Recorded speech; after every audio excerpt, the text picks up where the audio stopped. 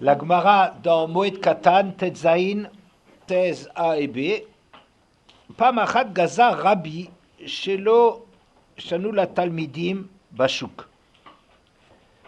Rabbeinu Akadosh, a une fois décrété de ne pas enseigner aux élèves Bashuk, à l'extérieur.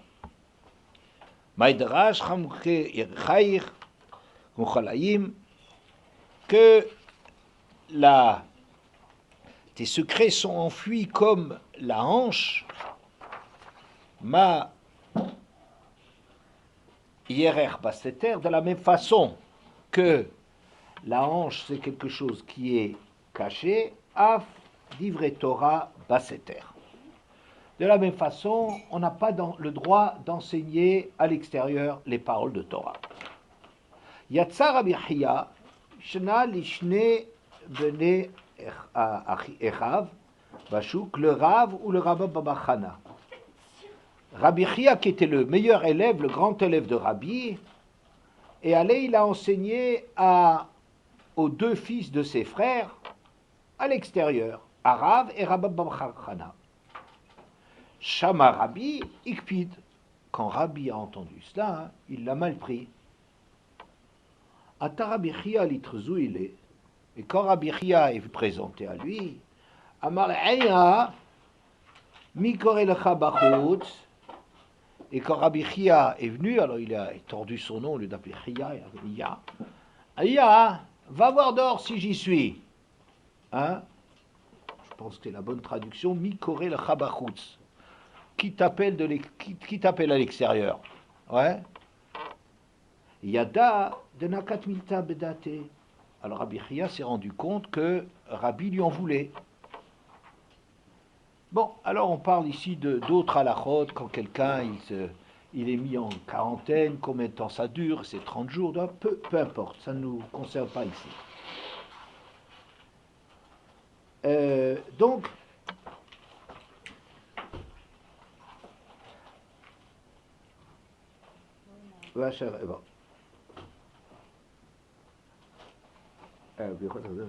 bon. Maïtama avad morachi. Quand il est arrivé donc chez Rabbi au bout d'un mois où il ne s'était pas présenté à lui, alors Rabbi lui a demandé, mais pourquoi tu as fait comme ça? Pourquoi tu es allé enseigner à l'extérieur? Moi j'avais dit qu'on ne doit pas enseigner à l'extérieur. Amarle, dirtiv, chochmot bachutz tahona, les sagesses, elles chantent à l'extérieur. Bachovot iten kola, ils donnent de la voix dans les rues. Donc on voit que c'est à l'extérieur. Amarle, Rabbi lui a dit, Im karita lo shanita, im shanita lo shilashta, im shilashta lo pirshulcha. Il dit, si tu as étudié, tu n'as pas révisé. Si tu as révisé, tu n'as pas vu une troisième fois. Sinon, si c'est ça comme ça que tu expliques les choses, c'est qu'on ne t'a jamais bien enseigné. Chochmot bachutz tarona kedrava. Damarava, kol haosek batorah bifnim, torato machezet alav mibachutz. C'est l'explication qu'on donnera à Rava de ce verset. Tout celui qui s'occupe de la Torah à l'intérieur, sa Torah, elle parle pour lui, elle publie pour lui à l'extérieur. C'est-à-dire qu'un homme, quand il étudie, même si tu ne le vois pas étudier, dans les rues, ça donne de la voix, ça chante sa Torah chante à l'extérieur, ça veut dire que les gens ils se rendent compte. On n'a pas besoin de voir quelqu'un enseigner à l'extérieur, faire des discours et des cours à l'extérieur, mais quelqu'un qui est plein de Torah, qu'il a étudié à l'intérieur, ça se ressent sur lui et le monde extérieur a conscience de cela. C'est pour ça que Rabbi a dit il faut enseigner à l'intérieur. Va active, bon. Alors Gamara, je saute un tout petit peu, il dit Hay chamuker chayech mayavi. Quand il parle de que les divrei Torah, que les choses de la Torah doivent être ressemblent à la hanche, que ça se passe à l'intérieur, c'était le verset sur lequel s'était appuyé Rabbi pour dire qu'on n'a pas le droit d'enseigner la Torah à l'extérieur. Mais puisque lui, il a un autre verset qu'il a peut-être mal étudié, mais qui croyait, qui signifiait il faut publier la Torah à l'extérieur, ouais. Alors, qu'est-ce que lui faisait du verset de Rabbi, Maya Avidla, Mukela Bitzdaka ou Bigmlut Chasadim. Lui, il disait que ça parlait de la tzedaka et les Gmilut Chasadim. C'est-à-dire que dans la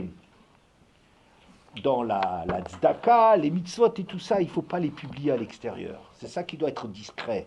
Quand tu agis, vous voyez bien que les tfilines, par exemple, du bras, ceux qui représentent l'action, on les couvre, on les cache. Il faut cacher ses actes. Alors Rabbi Chia, il comprenait, dans la Torah, ce qu'il faut cacher, c'est les actes, les mitzvot, les masim tovim. Il faut être discret là-dedans. Et la Torah, ça se publie à l'extérieur. Et Rabbi dit non. Même les divrei Torah, ça s'étudie à l'intérieur et on en a un retentissement à l'extérieur. D'accord? La difficulté que j'ai est la suivante. À Hanouka, on est en train de publier. On est en train précisément d'avoir la mitzvah là où on peut le diffuser à l'extérieur, on met ses Hanoukiot à l'extérieur. Ou si quelqu'un a une cour et qui donne sur la rue, ben il doit le mettre juste aux abords de la rue.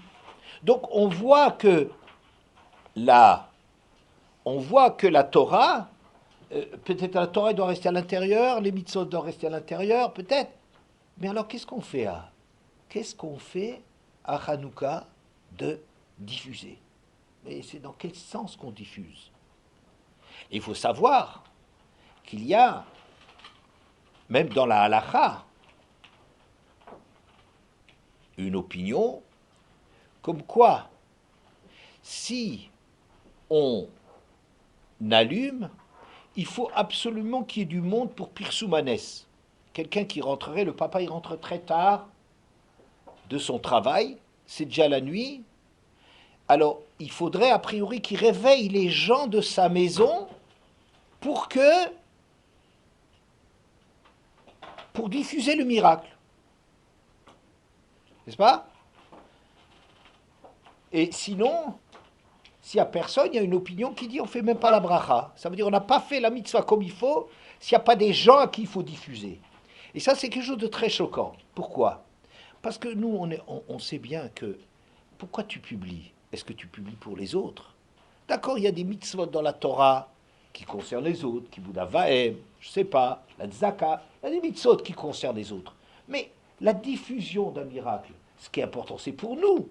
C'est que nous, on sente qu'on a gagné contre les Grecs. C'est que nous, on diffuse le miracle, n'est-ce pas? Et ici, tu dis non, il faut le diffuser à l'extérieur et même à des gens. Comme si une diffusion pour nous ne marche que parce qu'il y a quelqu'un qui est sensible à ça. Et toi-même, normalement, c'est pour toi que tu fais avant tout. Si une chose, elle est bien, tu la fais pour toi. Tu ne la fais pas pour les autres. Et même s'il s'agit de diffuser, ben diffuse pour toi. Publie-toi que toi, tu te mets devant la rue en train d'être... Voilà, il y a quelqu'un qui ne te voit pas. Ça dépend de quelle heure ça se passe. Mais l'essentiel, c'est d'aller le publier par rapport à toi, que tu saches que tu ne gardes pas ça en cachette, tu le publies. Alors on voit que ça devient quelque chose de tellement extérieur que s'il n'y a personne pour le voir, peut-être il n'y aura même pas la bracha à faire. D'accord? Bon, ça, je dirais, c'est contre l'esprit de la Gemara qu'on a étudié. Je continue. La Gemara dans Shabbat, quand elle parle de Hanouka, elle dit mitzvata mishetershach ad shichle haregel minashuk. La mitzvah de Hanouka, mishetershach, c'est à partir du moment où il fait nuit jusqu'à ce qu'il n'y a plus personne dans la rue. Qu'est-ce que ça veut dire personne? Vous savez, en France, c'était les Auvergnats qui étaient des spécialistes. Notamment à Paris, ils avaient les magasins de charbon, de bois et de bois. Et à l'époque, il y avait une peuplade, les thermodaïs. À l'époque de la Gemara, c'était Eutermos, c'est la chaleur. Une espèce de peuplade qui était spécialisée dans le chauffage. Et eux, ils avaient des boutiques dans lesquelles ils avaient du charbon de bois ou du bois. De sorte à ce que quand les gens ils rentraient chez eux à la maison et qu'ils ont vu qu'il n'y a pas de boîte chauffage, ils allaient encore vite, vite là. Nous, on dirait, on va vite encore à l'épicerie, hein, pour acheter encore. Alors, à eux, ce qui était urgent, c'est, il faut encore vite avoir du bois pour qu'on ait de quoi se chauffer pendant la nuit. Et c'était donc, quand ceux-là pliaient bagages, ces bagages, ça veut dire qu'il n'y a plus personne qui a des raisons d'être dehors. Ça veut dire, le moment de l'allumage, c'est entre le moment où il fait nuit, d'accord, et le moment où il n'y a plus personne dehors. C'est ça la mitzvah, ce qu'on appelle la demi-heure. Hein? C'est le moment de l'allumage, c'est le moment à partir du moment où il fait nuit, tant qu'il y a encore du monde à l'extérieur, ce qui voulait dire tant qu'il y a encore ces marchands de bois qui sont là. Quand ils ne sont plus là, personne n'a de raison. Quand on sait qu'une demi-heure après, 3/4 d'heure après la nuit, ils ont plié bagages, ils ne sont plus là, il n'y a plus personne qui sort. Il n'y avait pas d'éclairage public à l'époque, n'est-ce pas? Vous ne pouvez pas sortir, c'était dangereux. Les routes n'étaient pas éclairées, il n'y avait pas des rues qui étaient bien goudronnées, il n'y avait rien de tout ça, c'était dangereux de sortir, il n'y a pas d'éclairage, il peut y avoir même des animaux sauvages ou des bandits, je sais pas, c'était dangereux. Voilà. Mais ce texte, on peut le comprendre d'une façon différente. La mitzvah de Hanouka, elle est à partir du moment de la nuit, au moment où il fait nuit, tant qu'il y a encore à Regel Bachouk, tant que le pied est encore à l'extérieur. Qu'est-ce que ça veut dire que le pied est à l'extérieur? Ça veut, au sens premier, ça veut dire qu'il y a du monde. Tu dois allumer tant qu'il y a du monde pour le voir. Hein? A priori. Mais en principe, le pied, vous savez quelle est la fonction du pied? C'est la mode. C'est d'être debout, d'être dressé. Marcher, aller à l'extérieur, c'est pas ça qui est important. Ce qui est important, c'est d'arriver à avoir de la tenue. Vous voyez? D'être construit, d'être quelqu'un qui est établi, d'être quelqu'un qui est solide sur ses pieds. Le pied à l'extérieur, on dirait ça, c'est les médias. Tant que les choses se passent à l'extérieur, tant qu'on a l'impression qu'il faut être à l'extérieur pour que les choses elles se passent, que le travail ça se fait à l'extérieur, tant qu'on est encore dans cette illusion que c'est l'activité extérieure, c'est ça qui transforme le monde, tant qu'on pense une chose pareille, il y a la mitzvah de l'allumage de Hanouka. Vous entendez? La mitzvah de Hanouka, c'est quand il commencera à faire nuit. Qu'est-ce que ça veut dire, il fait nuit? Vous avez certainement entendu parler que Rocher, c'est Yavan. Que l'obscurité et l'obscurantisme, les gens qui croyaient que toute la réalité du monde, elle se passait dans le monde, que c'est pas au ciel qu'on tire les ficelles, tant que, quand les Grecs y sont venus, c'est Rocher, c'est ça l'obscurité. Eh bien, il y aura une période dans le monde, du Nes de Hanouka, où quand on est dans cette illusion, que il faut aller dans la rue, quand on sait dans l'obscurité qu'on est, dans l'obscurité grecque, qui croit que les choses elles se passent par l'action de l'homme, donc ça veut dire à l'extérieur, alors que nous on pense que non, c'est les midot, les masim tovim, la discrétion, la hanava, que des choses qui ne se voient pas à l'extérieur, qui sont à l'intérieur. Nous on dit c'est ça qui est le véritable enjeu. Les Grecs qui viendront nous dire, ben non, agir, c'est être dans la rue. Tant qu'il y aura encore cette illusion, qu'on sera dans cette obscurité, cet obscurantisme, de croire que c'est les actions de l'homme qui dirigent le monde, il y aura la mitzvah de Ner Hanouka. Ouais? Mais je ne comprends pas. La mitzvah de Ner Hanouka, c'est quoi? C'est de dire quoi? On la publie. C'est aussi que nous on publie, nous aussi on sort dans la rue. Nous aussi, on se fait connaître à l'extérieur. Pour lutter contre eux, il faudrait faire les choses à l'intérieur. Si la thèse juive, c'est que c'est Hachem qui dirige le monde, alors en vérité, tu devrais être à l'intérieur. À l'intérieur, tu devrais être. Et parce que Chochmot Bachutz Tarona. Parce que quand tu étudies, ça a un impact. Ça a l'air étonnant, mais c'est comme ça. Et Rabbi a interdit d'étudier à l'extérieur. Ou les mitzvot, tu les fais avec discrétion. Il ne faut pas que ça se voie, il faut que ça soit à l'intérieur, que ça soit intime, que ça soit une réalité à l'intérieur de l'homme. C'est ça l'enjeu. Et maintenant, nous, on va se mettre à jouer aux Grecs. On vous dit, oh, nous on a gagné contre vous, nous on a des miracles contre vous. Mais je dis, mais monsieur, tu es devenu un grec toi-même. Vous entendez ma question? J'ai l'impression qu'on est en train de nous dire que Hanouka, c'est quelque chose d'un peu un contresens. Tu luttes contre le pouvoir des gens qui croient que les choses, ça se passe à l'extérieur, en faisant des choses qui doivent se voir à l'extérieur. Vous entendez?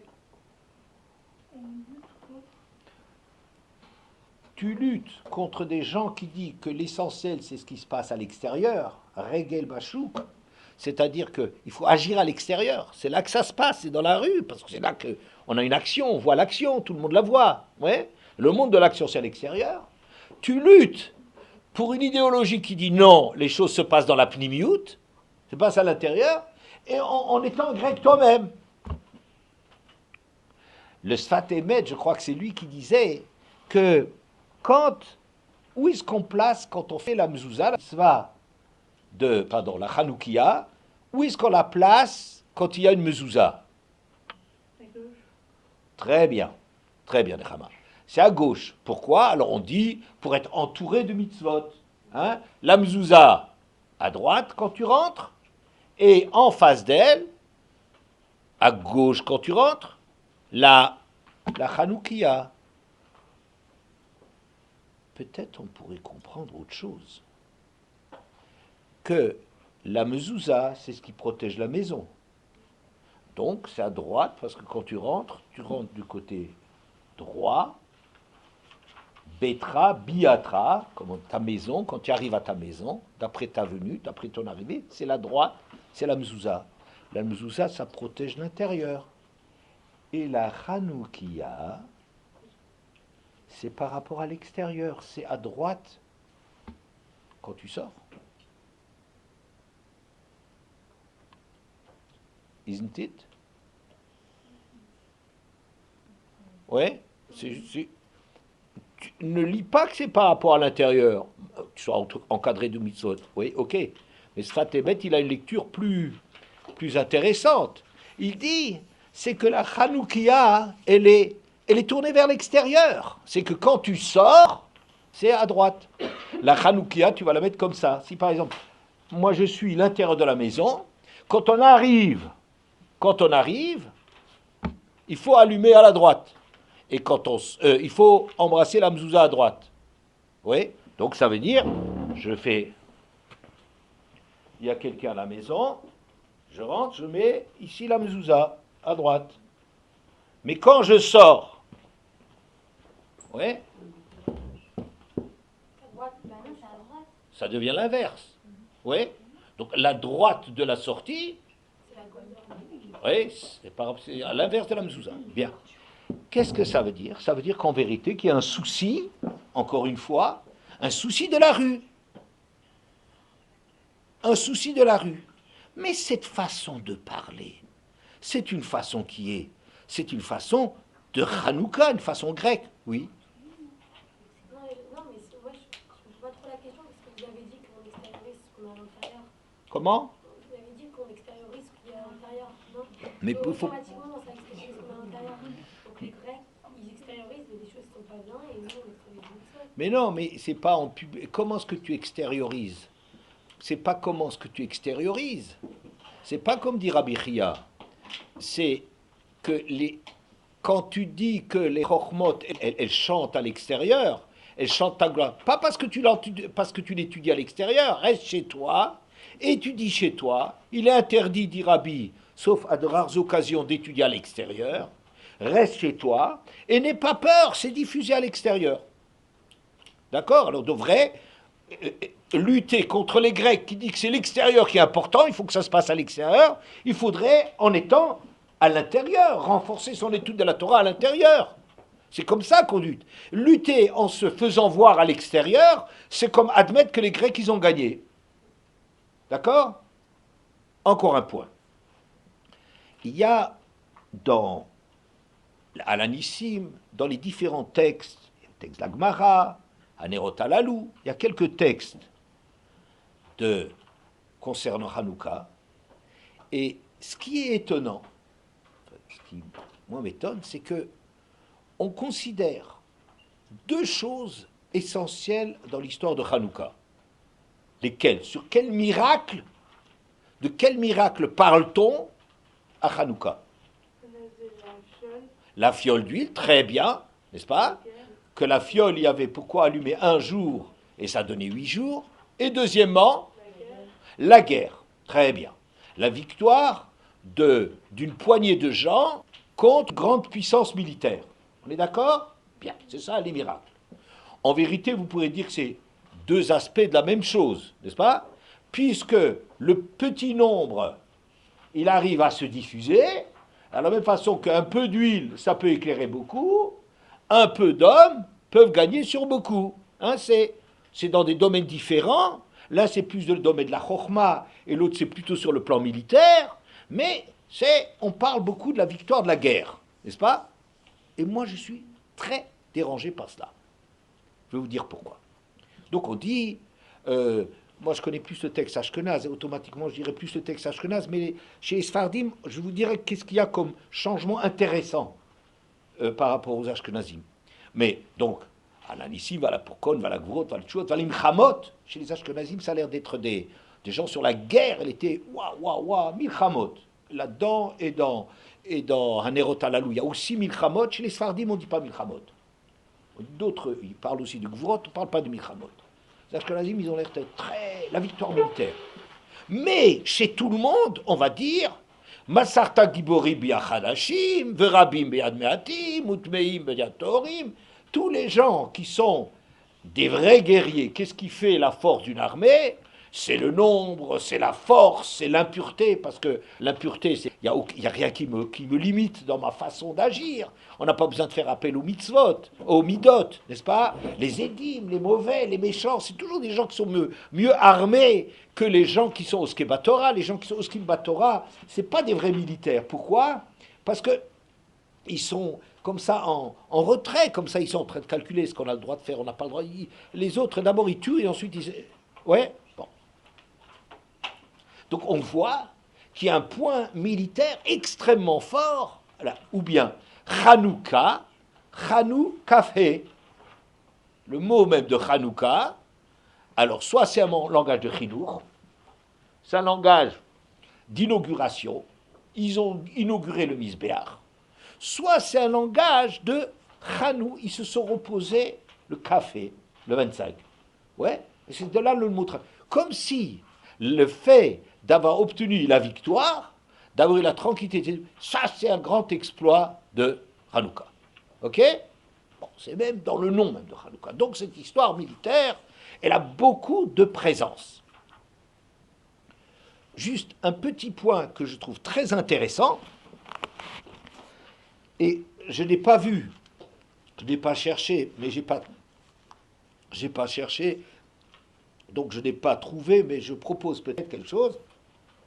Chez Sfardim, on dit Ala ici, vala Pourkon, vala Gvurot, vala Tchot, vala Niflaot, vala Nechamot. Vala Nechamot. Ça veut dire les consolations. Mais consolations de quoi?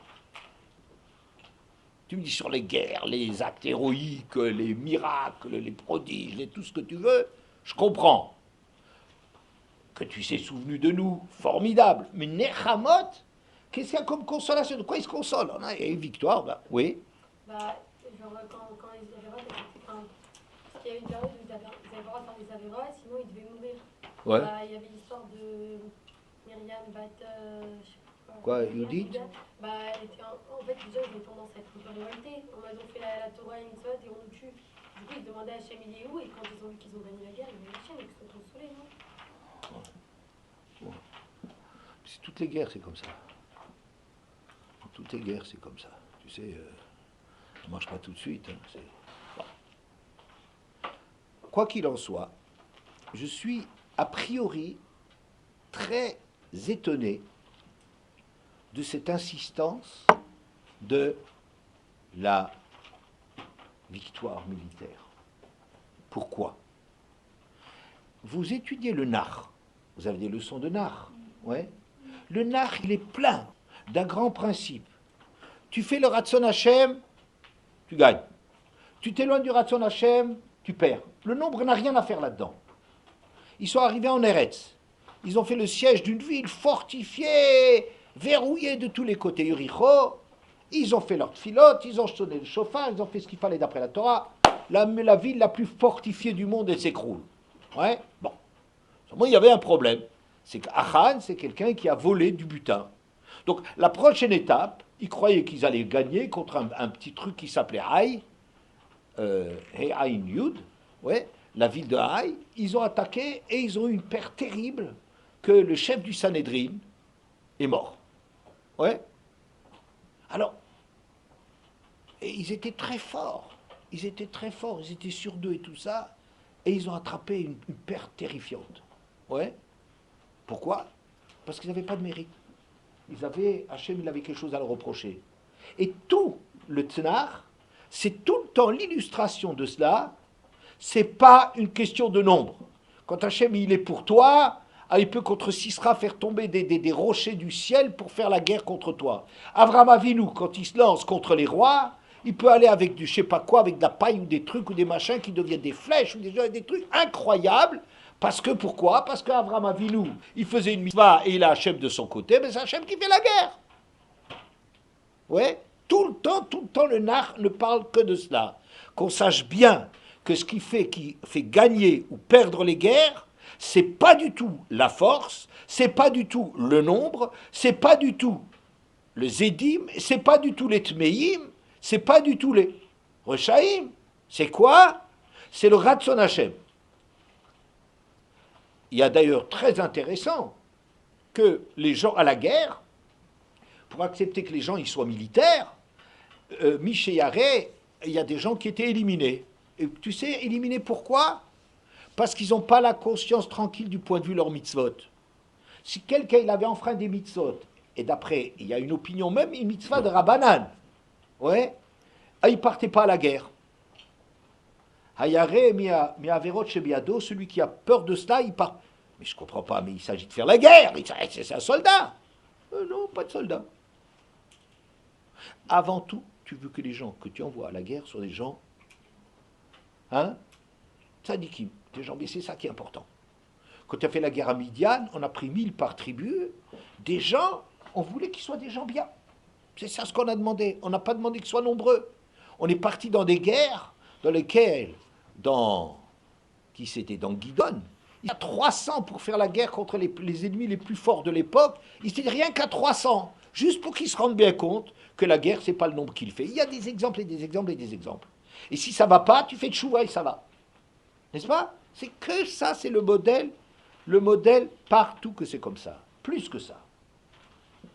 On a des halachot dans la tfila que Vayamachanecha kadosh velo yirae becha ervat davar.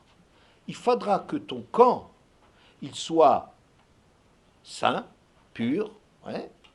Velo yirae becha davar, et il ne faudra pas que on voit chez toi quelque chose de débauché, de la nudité. De là, on apprend les halachot de la Hamida. Tu n'as pas le droit d'être près des toilettes, ou là où ça sent mauvais. Ouais. Vayamachanecha kadosh, il faut que ton camp il soit pur. Où tu dois prier, Vayamachanecha kadosh. Où est-ce que tu n'as pas le droit? Tu n'as pas le droit, par exemple, de faire le birkat en face d'une femme qui ne se couvre pas les cheveux. Pourquoi? Velo yereibcha ervat davar. Les halachot de la tfila. Vous savez où est-ce qu'on trouve ces halachot? Vous savez, dans Parashat Kitetse, ça parle des gens qui partent en guerre. Est-ce que vous entendez? Ça parle des gens qui partent en guerre. Les gens qui partaient en guerre, c'était eux qui avaient les conditions, tellement des exigences de propreté, de pureté, d'esprit kadosh et tout ça, c'était tellement important que de eux, comme ils devaient partir à la guerre, c'est de cela qu'on apprend comment est-ce qu'il faut se tenir dans la tfila. C'est incroyable. Vous entendez? C'est le monde. C'est fou. En français, on dit à la guerre comme à la guerre. On ne fait pas d'omelette sans casser deux. Il faut y aller. Il y a des trucs. Il y a des morts. Il y a des questions de nombre. On ne te parle pas de ça. Du tout. On te parle du srout. On ne te parle que de srout. C'est-à-dire que la seule chose qui fait les guerres, et de là, tu vois, tout le lac qui est plein de ça, c'est que les mérites. ou on a du mérite, on gagne, quel que soit le nombre. Si on n'a pas de mérite, quel que soit le nombre, on attrape des raclées extraordinaires. Regardez l'histoire à la fin de Shoftim, l'histoire avec Binyamin, comment ça s'est passé, Hachem avait quelque chose à reprocher au Bnei Israël. Toutes les tribus qui étaient contre Binyamin, je ne rentre pas dans le détail, eh ben, ils ont perdu le 10e de leurs hommes. Alors qu'ils étaient 10 fois plus nombreux que Binyamin, ils ont attrapé 2 raclées successives, avec 22 000 et 18 000 morts, un truc incroyable, alors qu'ils étaient 10 fois plus forts. Mais parce qu'ils croyaient, on est vachement fort. Mais c'est pas ça qui fait la guerre. Ma question, donc, elle est toute simple. Elle est toute simple. Comment se fait-il que la grande leçon qu'on apprend dans les textes, c'est Vayamechanecha Kadosh, Velo Yareh Bcha Irvat Davar, que en vérité, il faut être propre, il faut être concentré vers Hachem, c'est Hachem qui fait la guerre. Donc tout d'un coup, à Hanouka, on est en train de nous dire waouh, extraordinaire, Hanouka, ils ont eu la paix contre des ennemis qui étaient forts. Et alors? Je comprends que contre des éléphants, c'est difficile de faire la guerre. Mais si Hachem est avec toi, c'est pas un éléphant qui va arrêter. Vous comprenez? Si, on va dire, ah, mais tu n'étais pas nombreux, une poignée d'hommes a gagné contre la plus grande puissance. Et alors? On a plein d'exemples de ce genre-là. C'est l'ABC de la Emouna. La Emouna, c'est de savoir que l'homme, il n'est pas seul au monde, et que l'homme, d'après ses mérites, Hachem, il est à côté de lui, et que c'est lui qui fait tout. Est-ce que dans ce cas-là, on peut dire que du coup, le miracle de la guerre, c'était pas un miracle en fait? C'est? Non, c'est ce que je veux dire. Que le fait qu'ils n'aient pas été beaucoup contre les hommes, Oui. contre beaucoup de gens, Oui. et ben finalement, c'est juste. On ne peut pas dire que c'est un miracle. C'est pas un miracle, c'est juste parce qu'il y avait Hachem parmi eux. Oui, c'est tout. Mais alors, ce serait bien, évidemment. Si tu as gagné, ben, c'est évidemment que c'est ça. Mais tu n'as pas besoin d'en faire un tralala. Il n'y a rien d'extraordinaire. S'ils ont été bien, qu'ils ont fait tchouva, il n'y a aucun problème. Il n'y a aucun problème. Dans ce cas-là, les miracles, en vrai, on pourrait dire tout simplement qu'ils n'existent pas. Oui, c'est ça. Ou bien qu'il est dans l'ordre de... Le teva, c'est qu'il y a du miracle. La nature d'une guerre que tu fais contre tes ennemis, c'est qu'il y a du miracle. C'est pas la guerre, ne crois pas que c'est naturel. Ouais, bien. Mais est-ce que le mérite qu'ils ont gagné la guerre, c'est justement parce qu'ils ont fait une guerre? Parce qu'Hachem, il leur avait pas demandé de faire une guerre, alors de eux-mêmes pour défendre Hachem. Bon, d'accord, je veux bien tout ça, d'accord. Qu'ils ont eu des mérites quelque part pour qu'Hachem soit à côté d'eux. Je suis tout à fait d'accord avec toi. Mais je dis, mais partons de là, c'est fini. Ça y est, le problème est réglé. J'aurais pu te le dire dès à l'avance. T'as pas besoin de dire que les Séleucides, là, c'est une espèce des résidus de Grecs, là, que ces tripes-là, des soldats armés, entraînés, sauvages et tout. Puis alors, monsieur, ça ne m'intéresse plus. L'essentiel, c'est ils ont fait tchouva et Hachem les a aidés. Mais c'est toujours comme ça que ça s'est passé. Mais eux, ils n'ont pas eu peur, c'est-à-dire que de eux-mêmes, ils ont pris... Ok, je ne dis pas qu'ils n'ont pas de mérite. Mais je dis, mais dès lors que tu as des mérites, le problème, il est réglé. C'est vrai qu'ils ont des mérites. Je ne suis pas en train de dire que ce n'était pas formidable de leur part de se lancer une poignée de Kohanim, Teorim, Matim, Khalashim, tout ce que tu veux. Je ne dis pas que c'est pas du courage de truc, mais je dis, mais c'est comme ça. Mais c'est comme ça que ça se passe. C'est ça la règle. Il faut juste arriver à avoir le mérite. C'est tout. Mais à partir de cela, qu'on n'était pas nombreux, qu'on était trucs et machin, c'est évident, mais à partir de là, la guerre, il n'a aucune importance, la guerre. Bon, c'est ça donc, mais ma question, si vous voulez que je la résume, que j'ai l'impression qu'on proclame à Hanouka qu'on a gagné contre les Grecs, alors que nous-mêmes, on est devenus des Grecs. Vous entendez? Je pose la question exprès d'une façon très forte, mais tu vois qu'avec Hanouka, les Juifs, ils ont pris les armes des Grecs. Et c'est un miracle extraordinaire qu'une petite poignée d'hommes, ils gagnent contre beaucoup. Parce que dans le monde grec, eh ben, c'est normal que les plus forts sont les plus nombreux. La raison du plus fort est toujours le meilleur. Hein? On voit qu'il y a quelque chose de très choquant, de dire qu'on est en train d'appeler miracle des choses qui sont normales, comme si on était, ça y est, on est dans la rue. On est devenu grec. Vous voyez, c'est quelque chose de très étonnant. On ne voit pas de quoi crier au miracle quand on voit qu'une petite poignée d'hommes, il a réussi. Ça, c'est pas la faute. Oui. Mais peut-être c'était un miracle aux yeux des autres, pas des juifs. C'est pour ça qu'on a eu devant la jeunesse, devant les autres. Mais les autres, je m'en fiche. Le problème, c'est pas que les Grecs, ils sachent que. Peut-être qu'il y a là-dessus, mais d'abord, tu fais sur toi. Quand tu fais à l'anissim, si tu fais chez toi. Les bougies, peut-être, tu as raison, peut-être. Comme tu me dis, ben c'est ça ce que le Sfat Emet dit. Que la mitzvah, tu la places, la bougie, comme il s'agit d'éclairer l'extérieur. De ce point de vue-là, peut-être. Peut-être oui, peut-être non. Il y aurait à discuter là-dessus. Mais sur le fait que dans l'Anissim, les tfilotes et les textes pour les juifs, on te parle de guerre et d'avoir triomphé, d'avoir... Ça, c'est quelque chose de très étonnant. Bon, je vais ici rebondir, mais sur un cours que je ne vais pas vous refaire. L'an dernier, j'ai fait un cours sur lequel j'ai appelé un avant Hanouka et un après Hanouka. Je ne sais pas si je l'ai fait au SEM. Les Grecs ont fait énormément de bien à l'humanité. Ça veut dire quoi? Le monde avec Grec était un monde religieux. Qu'est-ce que ça veut dire religieux? Un monde magique, un monde où Dieu agit, un monde où tout vient du ciel. Je parle des religions de façon générale. Et les Grecs, ils ont posé la réalité de l'homme par rapport à cela. Ils ont commencé à réfléchir.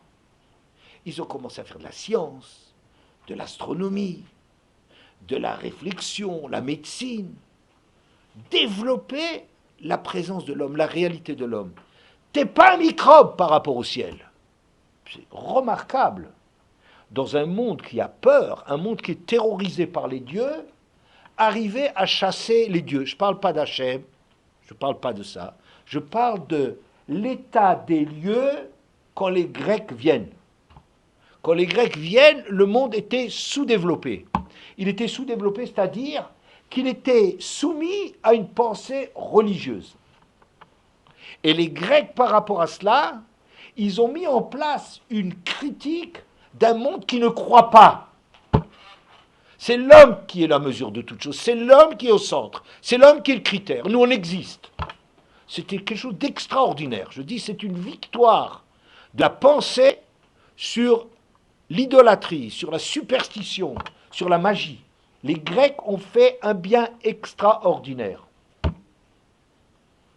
Le problème, c'est qu'on s'est tellement tourné vers les réalisations de l'homme qu'on a chassé le ciel.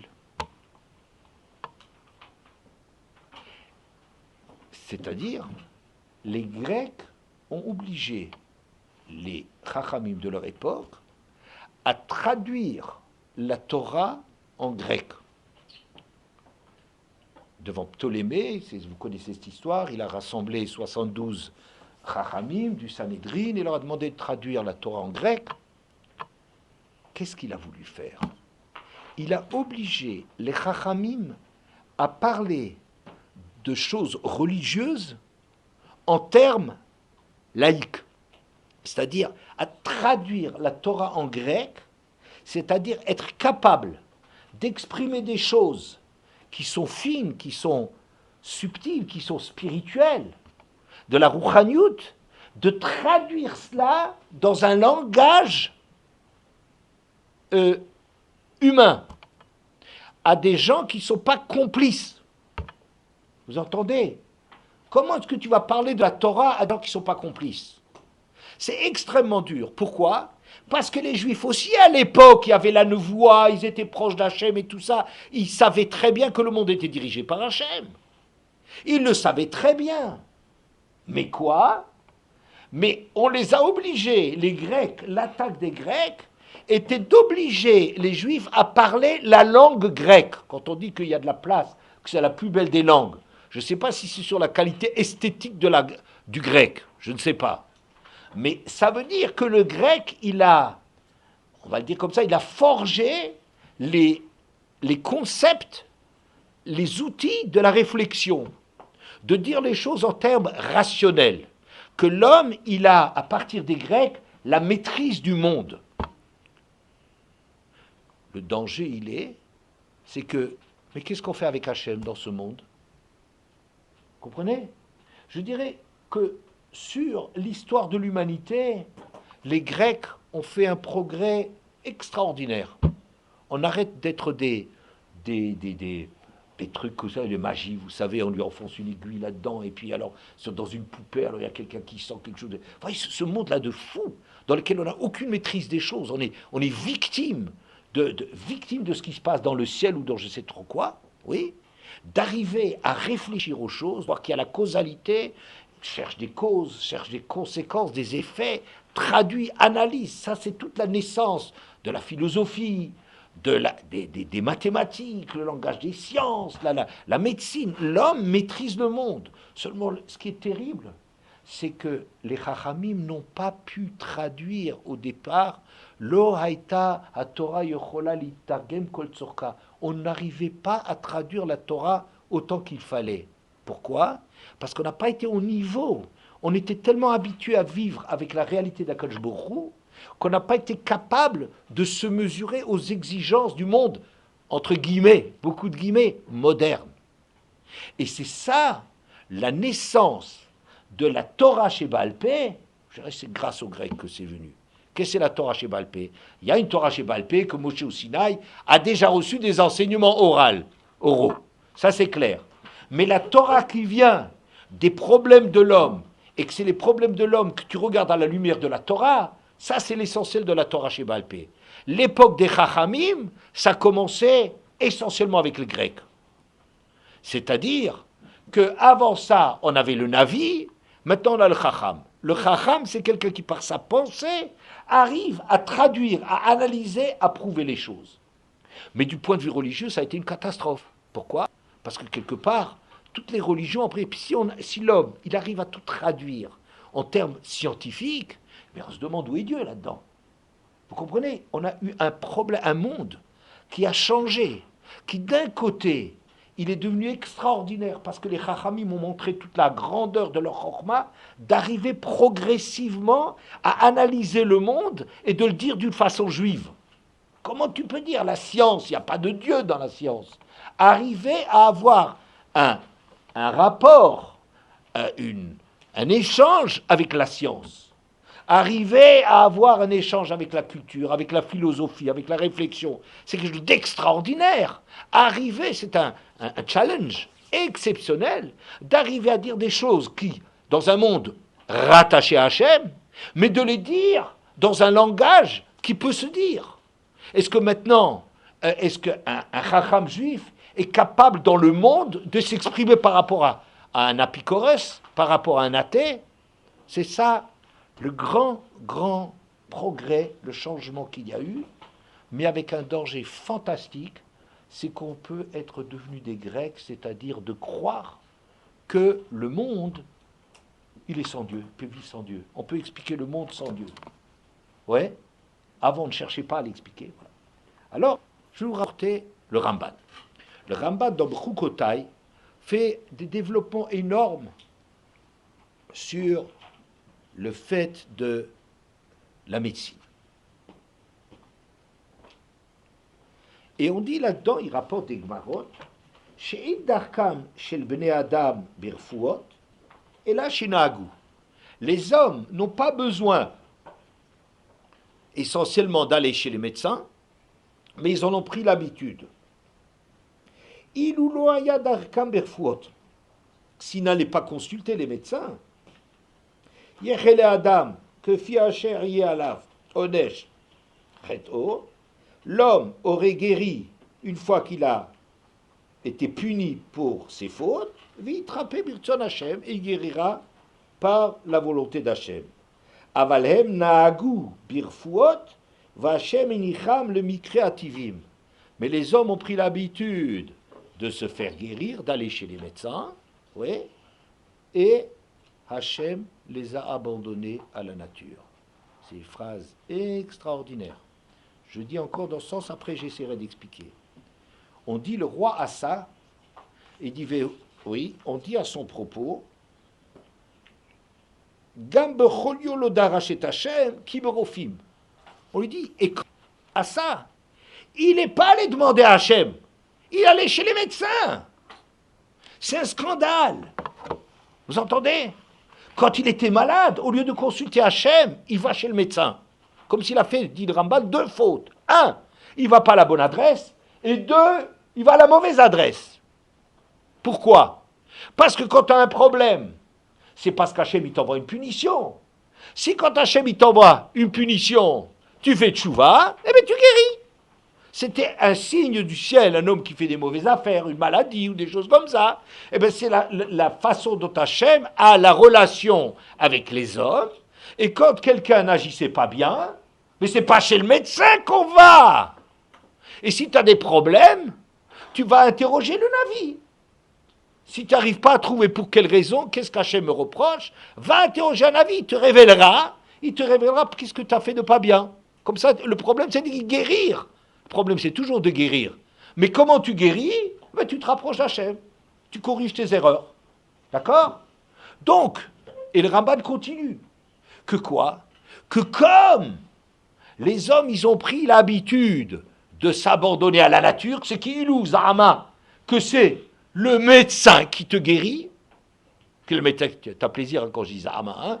Je ne sais pas si j'ai le bon accent, mais enfin, je fais des efforts. Alors, quand tu es malade, eh ben, on va à Hachem. Ah non, le Darachet Hachem. Il n'est pas allé demander à Hachem, il va chez le médecin. Et le Rambam dit une phrase extraordinaire, il dit quoi? Et puisque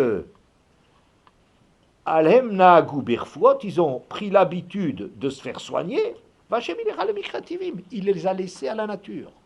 Et il dit un petit peu plus tard la chose suivante, Verapo irapé. C'est marqué dans la Torah que quand quelqu'un blesse un autre, eh bien, il faut lui payer différents dédommagements. Un des dédommagements, c'est d'aller chez le médecin, les frais médicaux. Verapo irapé, rak shifto iten, verapo irato. Il faudra lui payer le chômage, entre autres, et les frais de guérison. Ouais, comment les frais de guérison? Ah, il dit, chez Natna Reshut, Mikan, chez Nitna Reshut, la refait les rapotes. De là, on voit que la Torah autorise le médecin à guérir. Lo amrou chez Nitna Reshut le cholé, les trapotes. On ne dit pas que tu peux aller chez le médecin. Mais le médecin, il a le droit de guérir. Si quelqu'un vient chez lui qui a besoin de la guérison, tu as le droit de guérir. Et alors, je saute un peu dans ce Ramban, qui a Torah lotismor dinea alanissim. Et pourquoi est-ce qu'il faut payer les frais médicaux et tout? Car la Torah, elle ne s'appuie pas sur les miracles. Regardez ça. Il y a un changement extraordinaire. Que maintenant au départ, on a reproché aux gens d'aller chez le médecin. C'est très grave d'aller chez le médecin.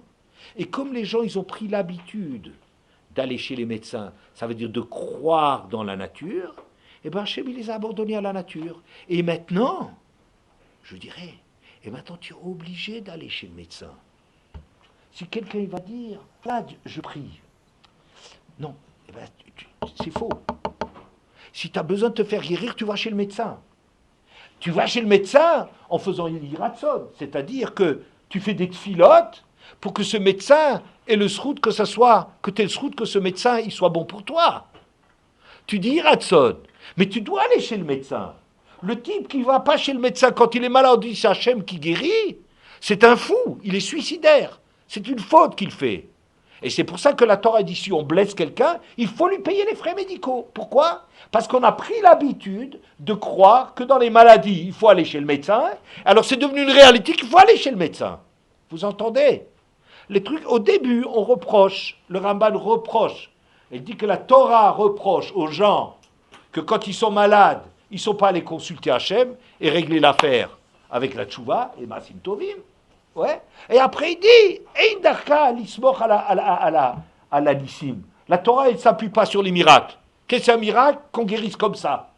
Donc ça veut dire, c'est la phrase clé que le Rambam dit, qu'à partir du moment où on a cru dans la réalité des choses, on a cru dans la réalité des guérisons, eh bien on est maintenant soumis à ça. Hachem nous a abandonnés à cela. Vous entendez? C'est très, très, très important. Je dirais comme ça. Et là, c'est ma partie un petit peu polémiste. Les gens qui croient qu'il faut que les hiloulotes ou des choses de ce genre-là, c'est la guérison, c'est comme ça que ça se passe. Je dis, c'est les gens qui sont encore des enfants. Ils n'ont pas mûri. Qu'est-ce que ça veut dire qu'ils n'ont pas mûri? Qu'est-ce que ça veut dire qu'ils n'ont pas mûri? Ça veut dire qu'ils croient que la Torah, c'est encore de la magie. Ils croient que la Torah, ça fonctionne comme de la magie. Ils croient, ça y est, il y a des sgoulottes et des choses de ce genre-là. Je ne dis pas que rien n'existe. Je ne dis pas. Les tzadikim, c'est sûr que ça existe. Les tzadikim, c'est sûr que c'est... Mais il faut aller très, très lentement, ça. Pourquoi?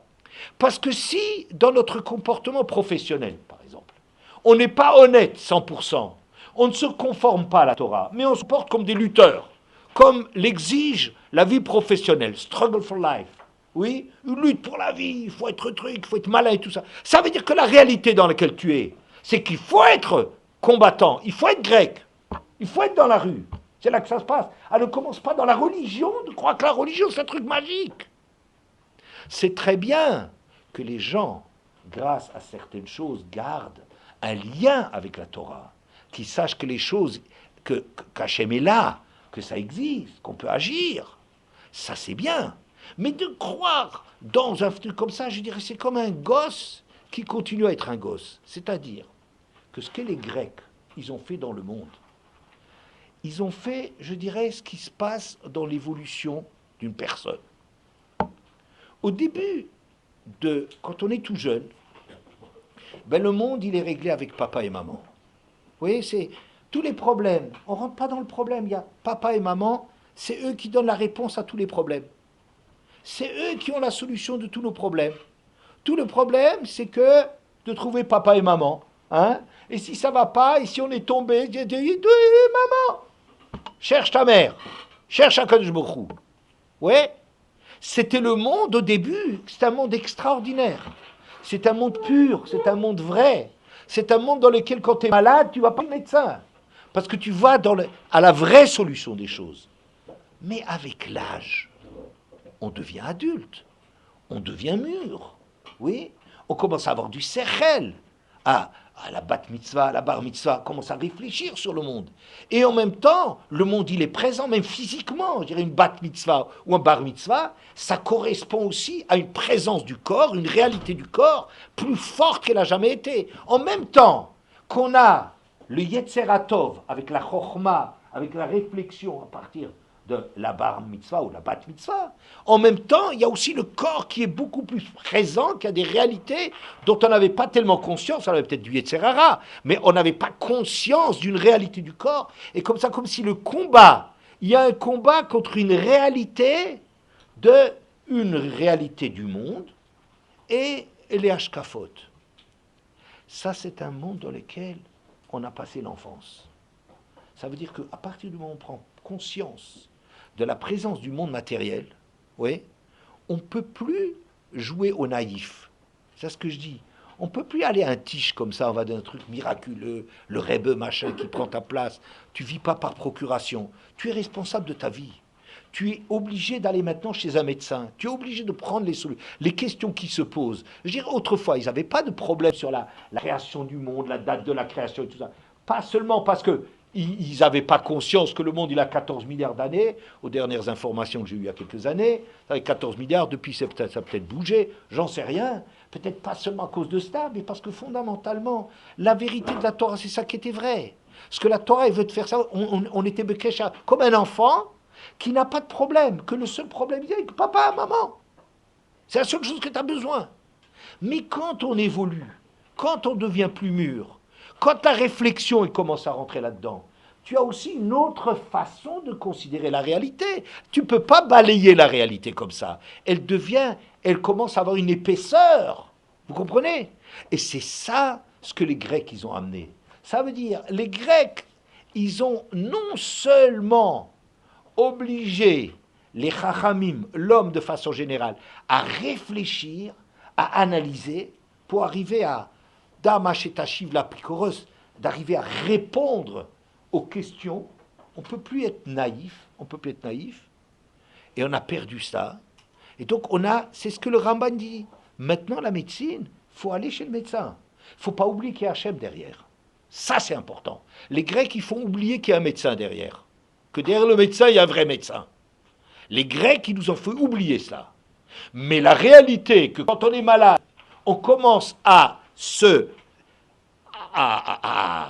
guérir, à lutter contre ça. Le Derech HaTeva, oui, le Derech HaTeva, il existe. Maintenant que les Grecs ont donné de la réalité au monde, ils ont découvert la réalité du monde, elle existe aussi chez nous.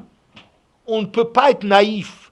On ne peut pas vivre la Torah d'une façon naïve. Maintenant, il faut analyser, il faut rentrer dans Torah chez Balpé. Pas dans de la croyance. C'est très bien de croire. Mais de croire en imaginant que ça vient comme ça, que tu as un problème, alors tu offres des bougies ou je ne sais pas trop quoi, et que ça marche. Il faut faire attention, c'est comme un gosse qui est devenu un adulte et qui continue à jouer au gosse. Vous voyez? Bon. Donc, la question que je posais, comment se fait-il que c'est extraordinaire de dire les miracles, Hachem il est venu là-dedans, Merubim, Beyad, Moatim, etc., de s'extasier devant cela? Je dirais oui, parce que maintenant c'est un miracle. Parce que maintenant on est dans le monde des adultes. Maintenant, après les Grecs, ce qui était normal dans toute la construction du clan Israël, où c'était que la relation avec Hachem qui comptait, ce monde-là, qui était un monde extraordinaire, qui était un monde très très vrai, qui était un monde très très pur, qui est un monde où les choses fonctionnaient comme elles devaient fonctionner, mais on n'a plus cette innocence. Maintenant, on est devenus des adultes, on est devenus des gens qui ont pris nos distances. Les choses ne peuvent plus être simplistes. Et de dire que dans un monde que l'homme il a pris à sa charge, que de dire que là-dedans Hachem il est intervenu, que là-dedans Hachem il est intervenu par un miracle, que même une petite poignée a gagné, alors que maintenant on est dans un monde, dans la réalité du monde où la raison du plus fort est toujours la meilleure. Ça c'est un chidouche extraordinaire.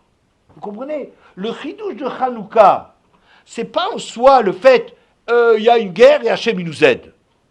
Mais ça a toujours été. Mais le problème est que maintenant qu'on a basculé du côté de donner de la réalité aux lois de la nature, à tout ça, de savoir qu'il y a quelque chose de vrai, et on rentre là-dedans, et on est soumis à cela, et que là-dedans, alors que maintenant on est dans un monde dans lequel la rue elle est importante, de voir qu'on a un effet sur la rue, que les mitzvot, les maasim tovim, on a un effet sur la rue, ça c'est quelque chose d'extraordinaire. Vous voyez le miracle de Hanouka, oui, c'est cette guerre. Que dans un monde où on a tellement pris conscience que la victoire appartient au plus fort, que dans ce monde-là, Hachem, il s'est investi, il est retrouvé, il a encore sa place. Ça, c'est un chidouche extraordinaire pour Hanouka. Vous comprenez? Maintenant qu'on est dans le rocher et que les choses se passent dans la rue, de dire que nous, on peut éclairer la rue, qu'on a une lumière à apporter, qu'on a du sens à donner à la lutte contre la réalité matérielle, ça c'est un chidouche extraordinaire. Et je pense peut-être c'est comme ça qu'on peut, enfin, comme je vous ai dit, je ne sais pas pourquoi on dit Nechamot, un Nechamot, mais pourquoi peut-être les Sfaradim disent Nechamot, les consolations, quelle consolation? Qu'il y a eu des défaites, des morts et des tout ça, c'est toutes les guerres, c'est pas ça. Je pense que les consolations sont comme ça. Quand on est devenu adulte, on a parfois des gagouim, comme ça, de la nostalgie sur le monde de l'enfance. Vous voyez? On espère, c'était tellement bien, quand les choses étaient simples. Maintenant, dans un monde compliqué, on est déstructuré, on est ballotté dans le monde, on n'a plus de repères et tout ça. Bon, c'est maintenant, mais ça a commencé il y a très très très très longtemps, ça a commencé toute cette histoire. On a été jeté dans la vie, vous voyez? Et parfois, on voudrait être un enfant. On voudrait un enfant qui aspire à revenir chez ses parents. Mais on ne peut plus revenir. On ne peut pas jouer au gosse. On ne peut pas jouer au gosse. Il faut devenir mûr. Comment est-ce qu'on peut répondre aux questions du temps? Par de la chokhma, par de l'analyse, par la Torah chez Balpé. C'est comme ça qu'il faut répondre aux choses. Ouais. Et ça, on a quand même une nostalgie à l'époque où on était propre, à l'époque où les choses se passaient, où ils étaient... Tellement, c'est tellement bon de retrouver le monde des parents. Vous savez, de temps en temps, on se dit, on revient chez les parents, rien que pour nous dorloter de nouveau, qui nous enlèvent nos problèmes. On est tellement dans la vie dure, dans la remise en question que le monde y fait de nous, qu'on voudrait parfois être un enfant et on ne peut pas.